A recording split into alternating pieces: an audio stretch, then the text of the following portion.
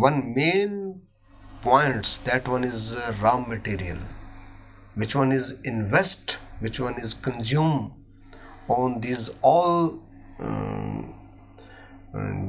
jobs, which one is consumable on the job.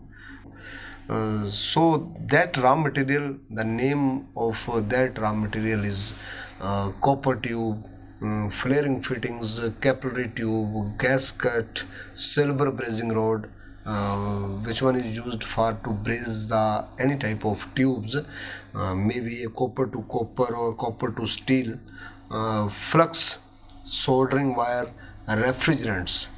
All types of refrigerants are comes in these sectors, in these refrigerants, compressor wire, heat insulations, clearing solutions, even then petrol, hexa blades, waste cotton. These all materials are consumable items, which one is used for the job.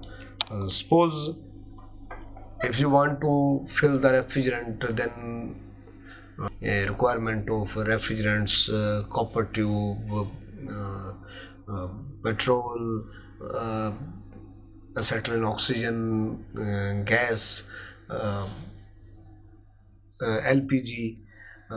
So that one is the main raw material of the refrigeration and air conditioning trade.